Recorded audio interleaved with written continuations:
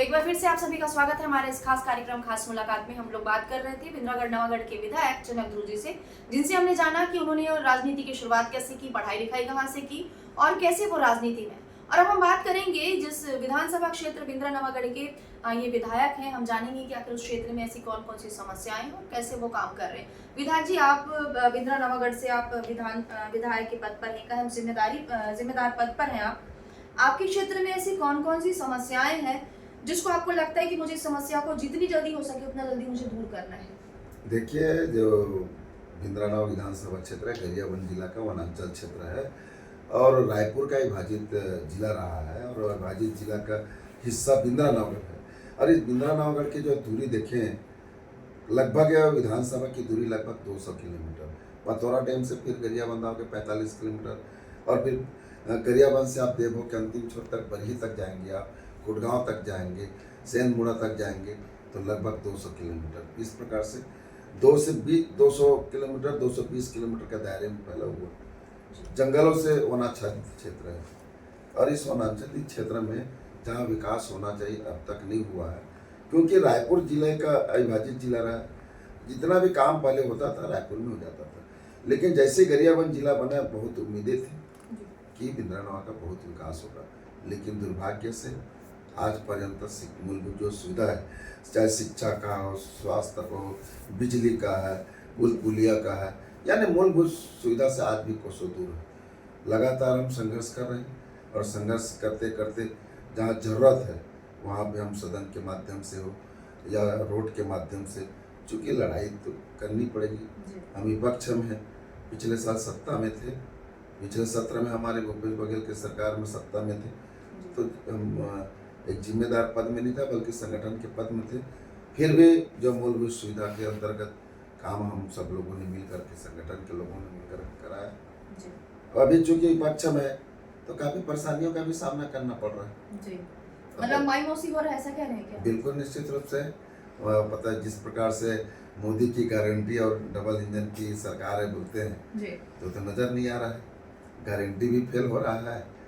Guarantee में आप देख लीजिए, नल जल योजना फ्लॉप नजर आ जा रहा है। आज से 10 साल पहले आप देखेंगे शौचालय के बाद स्वच्छ भारत किए, स्वच्छ भारत कहीं दिखता ही नहीं। सभी शौचालय तो तालाब के या खेत के मेड़ों में बने पड़े। और इसी प्रकार से आज भी है। नल जल योजना, सबके घर पानी का, शुद्ध पानी का व्यवस्था किया जाए। कहीं पानी में टंकी लगा है तो बोर नहीं खोदा है, बोर खोदा है तो पाइपलाइन नहीं बिछा है।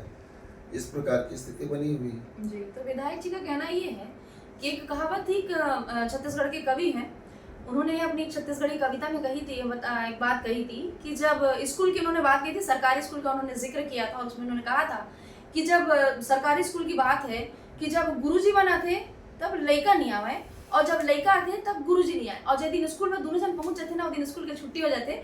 तो वही बात विधायक जी कह रहे हैं कि अगर नल जल योजना है तो टंकी नहीं बनी है और टंकी बन गई है तो नल नहीं पहुंचा है लोगों तक। आप इसका कारण क्या मानते हैं विधायक जी? आप जैसे कह रहे हैं कि जो आपका जो गरियाबंद क्षेत्र है काफी सुदूर वनांचल क्षेत्र है, विकास अभी तक बहुत पहुंच नहीं पाया जो विकास मिलना चाहिए। क्या कारण क्या मानते हैं कि आखिर विकास क्यों नहीं पहुंच पाया? क्योंकि देखिए 5 साल आपकी सरकार रही, इससे पहले 15 साल भारतीय जनता पार्टी की सरकार रही, तो विकास तो पहुंचना चाहिए था, लेकिन ऐसी क्या बीच की जो कड़ी थी वो छूट गई जो विकास नहीं हो पाया?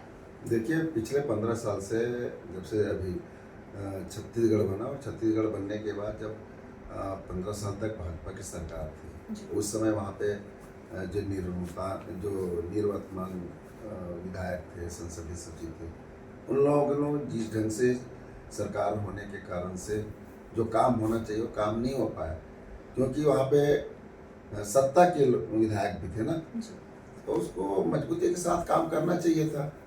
और मजबूती के साथ मतलब सरकार है तो कहीं भीड़ के काम करने, लगन के साथ काम करने की ज़रूरत है। पिछले बार हमारी सरकार थी, पिछले चुनाव में हमारी सरकार थी, लेकिन हम वो जिम्मेदार पद पर नहीं थे, फिर से मैं बता रहा हूँ। और आज फिर हम जिस जगह में बैठे हैं लेकिन हमारी सरकार नहीं, तो तालमेल की कमी, सरकार से तो तालमेल की कमी भी हो रही है। और साथ ही साथ जो मूलभूत सुविधा है, जिसमें बिजली, जहाँ पे कहते हैं ना अंधेर नगरी चौपट राजा वाला कहानी भी देखने को मिलता है अमीर धरती के गरीब लोग, जहाँ बहुमूल्य हीरे के खदान जैसे क्षेत्र हैं, आज भी लोग बिजली के लिए तरस रहे हैं। और उसके लिए हम लगातार संघर्ष कर रहे हैं, मांग कर रहे हैं कि टाइगर रिजर्व क्षेत्र है बोलते हैं, टाइगर तो हमने देखा ही नहीं। टाइगर कहाँ है? किसी में लगता है कि किसी बैल को देख करके टाइगर घोषित कर दिया लगता है। और जिसके नाम से है जो बिजली पहुंचना चाहिए, ऐसे जगह में बिजली नहीं पहुंच पा रही। लगभग मैं तो बता दूं 50 से 60 गांव में अभी तक बिजली नहीं पहुंची। अभी भी मेरे पास एक फोन आया था कि जो सौर ऊर्जा के माध्यम से 50 से 60 गांव में जो सौर ऊर्जा चलती है, वहाँ 2 घंटा मुश्किल से बिजली रहती है, फिर अंधेरे में जीवन जीने के लिए मजबूर है। तो अब आपकी प्राथमिकताएं क्या रहेंगी विधायक जी? निश्चित रूप से हमारा सदन में भी पिछले 2 बार हमने सदन में भी बात रखे हैं और लगातार हम शासन से मांग भी कर रहे हैं कि कम से कम कुछ नहीं दे रहा तो मूलभूत सुविधा बिजली, पानी, शिक्षा, स्वास्थ्य दे दो। लगातार संघर्ष कर रहे हैं और हमारी मांग है आपके चैनल के माध्यम से फिर हम शासन से मांग करते हैं। मुख्यमंत्री जी से हम समय मांग रहे हैं कि हमारे क्षेत्र के समस्या को, जो मूलभूत समस्या, वहाँ की समस्या को हमारे साथियों के साथ आकर के बताएं ताकि उस समस्या का निदान हो। तो कहीं ना कहीं जो है, अगर हम बात करते हैं अभी भी, तो जो छत्तीसगढ़ के जो सुदूर वनांचल क्षेत्र है अभी भी कहीं ना कहीं विकसित जो विकास से अभी भी मरहूम है। कहीं ना कहीं विकास वहां तक पहुंच नहीं पाया है। और विकास पहुंचने में आखिर टाइम क्यों लग रहा है, समय क्यों लग रहा है, ये तो विधायक जी ने बता दिया है। लेकिन फिर भी कहीं ना कहीं विकास अगर छूट रहा है तो उसके पीछे कुछ ना कुछ कारण होगा, और कारण कहीं ना कहीं राजनीतिक चीजों में आ जाती हैं। और वही होता है कि जब वहाँ पर जिम्मेदार, जब कोई जनप्रतिनिधि वहाँ पर जब बैठता है तो जिम्मेदार सरकार नहीं बैठती, और जब जिम्मेदार सरकार बैठती है तो जिम्मेदार एक प्रतिनिधि नहीं बैठता है, तो दोनों का तालमेल नहीं हो पाता। इस कारण से विकास की जो गति है वो जहाँ रहती है वो वहीं की वहीं रह जाती है। अब हम बात करेंगे जिस प्रकार से जनक जी आप खेल अधिकारी रहे हैं, खेल जगत से भी आप जुड़े हुए हैं। अभी छत्तीसगढ़ में हमने देखा है, जब हम पहले जब पढ़ाई करते थे तो हर एक स्कूल में, सरकारी स्कूल में एक पीटीआई रहते थे, सर रहते थे, जो शारीरिक शिक्षा जो है शनिवार को सुबह व्यायाम कराते थे और तमाम चीजें एक्टिविटी कराते थे। लेकिन अब वो हमें देखने को नहीं मिलती। और अभी हमने देखा कि बीते कुछ दिनों पहले छत्तीसगढ़ के करीब 20,000 जो युवा हैं जो शारीरिक व्यायाम शिक्षा की परीक्षा उन्होंने पास किया है, एमपीएड और बीपीएड के जो परीक्षा जिन्होंने पास की, वो मांग कर रहे हैं कि शिक्षक भर्ती की जाए व्यायाम शिक्षा में, खेल शिक्षा में।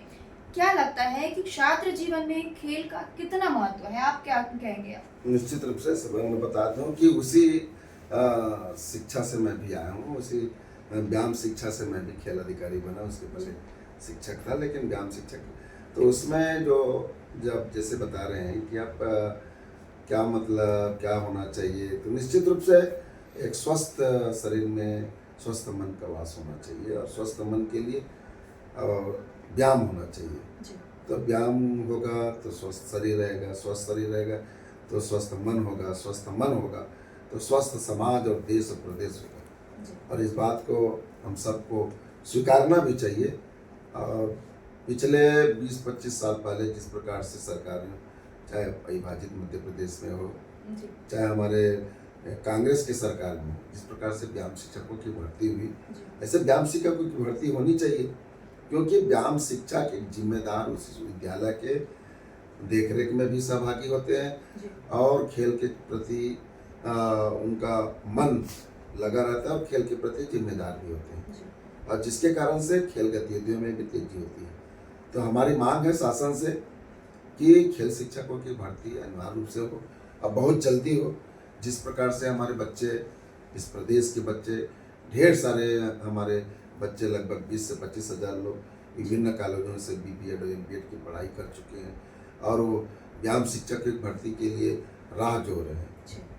पिछले आपकी जब सरकार थी तो करीब 14,000 से अधिक भर्तियां निकालने की बात आप लोगों ने की। नहीं, बिल्कुल हमारे शासनकाल में भर्तियां हुई थी।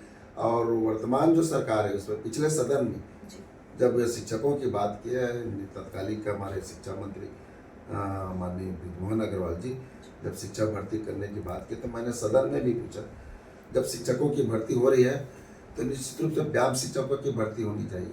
तो उन्होंने कबूला भी सदन में कि व्यायाम शिक्षकों की भर्ती लगभग 100 से 150 व्यायाम शिक्षकों की भर्ती करेंगे कर। स्वीकारा था, लेकिन आज तक पता नहीं है।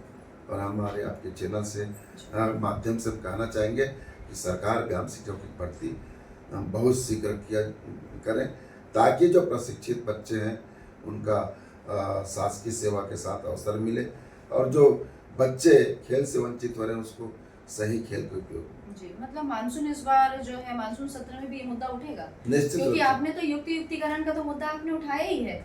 हमने देखा है आपका आक्रामक जो अंदाज हमने देखा, आक्रामक तेवर हमने आपका देखा है कि जिस प्रकार से आप युक्तिकरण का आप लोग विरोध कर रहे हैं। आज ब्लॉक स्तर पे आप प्रेस कॉन्फ्रेंस हुआ, फिर आप लोग प्रेस कॉन्फ्रेंस आपने किया, फिर आज विकासखंड शिक्षा अधिकारी कार्यालय का आज आप लोगों ने घेराव किया पूरे प्रदेश भर में, फिर अब आप लोग कूच करेंगे जिला शिक्षा अधिकारी की तरफ। तो मुझे लगता है कि इस बार शिक्षा और शिक्षक और युक्तिकरण का मामला मानसून सत्र में मुझे लगता है कि आप लोग घेरने की कोशिश में है, प्रयास करेंगे सरकार को। निश्चित रूप से इस पर मानसून सत्र में जरूर घेरेंगे, क्योंकि शिक्षा एक देश और प्रदेश के विकास का प्रमुख जो है, और शिक्षा व्यवस्था का चरमरा के आप देख लीजिए। वर्तमान सरकार अभी 2 साल हो गए शिक्षा मंत्री की व्यवस्था नहीं कर पा रहे हैं, शिक्षा मंत्री नियुक्ति नहीं पा रहे हैं, और देश को क्या दिशा और कर बात करेंगे। अब करते हैं विजन 2048 की, विकसित भारत की बात करते हैं।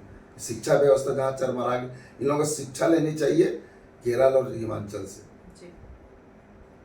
अच्छा, चलते चलते अब हम बात करें, क्योंकि विधायक जी से बातों का सिलसिला जो है, मुझे लगता है कि इनका जो क्षेत्र इतना बड़ा है, आपने बताया 220 किलोमीटर का क्षेत्र है आपका, इनका जो विधायकी का जो क्षेत्र है, विधानसभा क्षेत्र है, काफी लंबे बातें हैं, काफी मुद्दों पर चर्चा होगी। मुझे लगता है कि ये समय कम पड़ जाएगा, हमारे प्रोग्राम का समय कम पड़ जाएगा।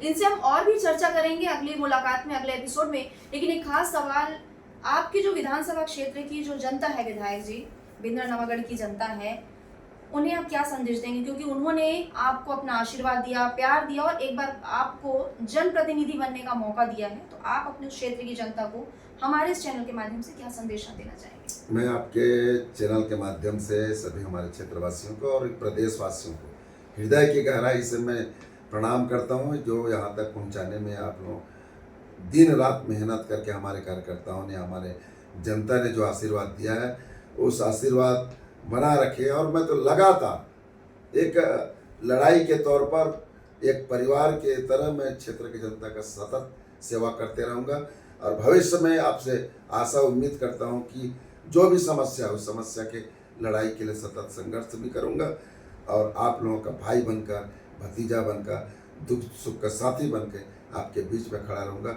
और एक पढ़ा लिखा अपने भाई को जरूर सेवा करने का मौका देते रहे। क्योंकि हमने देखा है कि राजनीति में अब जो है पढ़े लिखे लोग आ रहे हैं, और मुझे ऐसा लगता है कि अगर देश को चलाना है, देश के अगर राजनीतिक व्यवस्था को यदि सुधारना है, तो पढ़े लिखे लोगों का राजनीति में आना बहुत जरूरी है। और हमने देखा है कि राजनीति में अब पढ़े लिखे लोग आ रहे हैं।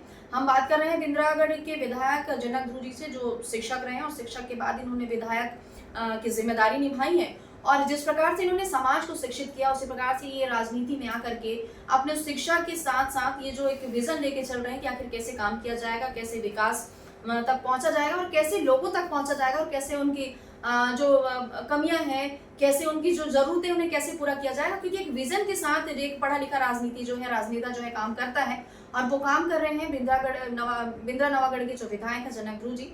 और इन्होंने साफ तौर पर अपनी जनता का इन्होंने आभार भी जताया है, क्योंकि आपने भरोसा जताया है, और ये आपके भरोसे पर खरे उतरेंगे। और जैसे कि मैंने पहले कहा था कि हमारी ये बात है, बातों का सिलसिला लंबा रहेगा, लेकिन हम अगले एपिसोड में फिर से मिलेंगे। लेकिन फिलहाल विधायक जी, आपने अपना अमूल्य समय हमें, हमारे इस चैनल को, हमारे दर्शकों को दिया, इसके लिए आपका बहुत बहुत आभार, और एक बार फिर से धन्यवाद।